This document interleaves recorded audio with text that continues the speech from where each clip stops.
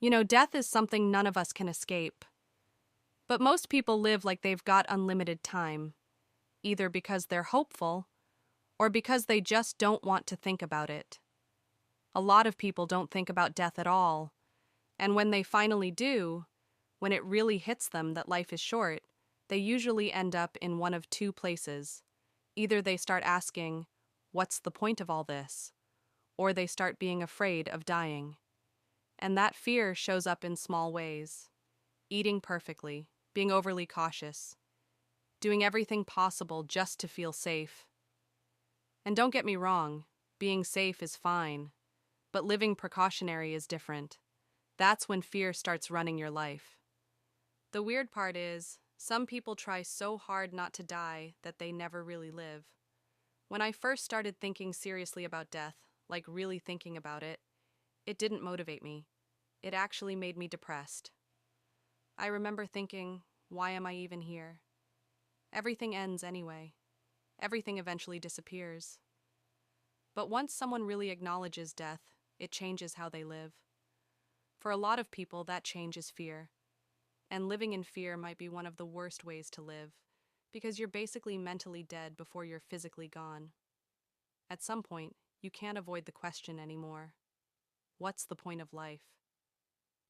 And that question is hard because whatever the answer is, it has to be bigger than death. It has to outlast you, or at least be something you carry with you when this life is over. Maybe that's just hope talking. Hope that life isn't meaningless.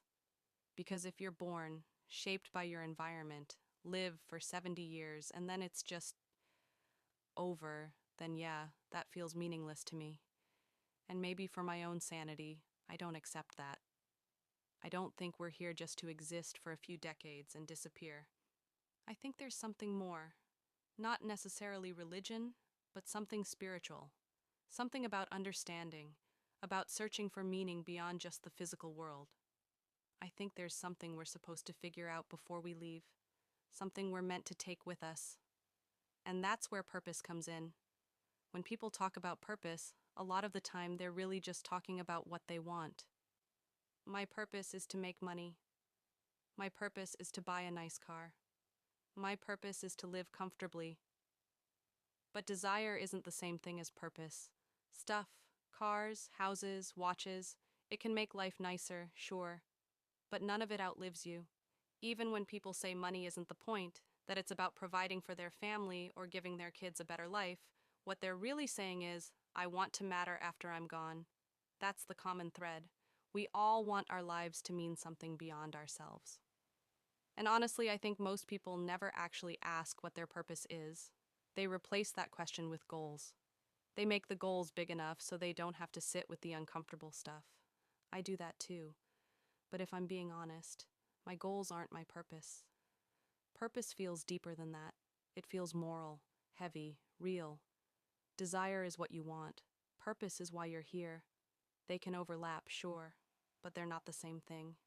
And maybe the reason that question feels so heavy is because answering it means facing death without running from it.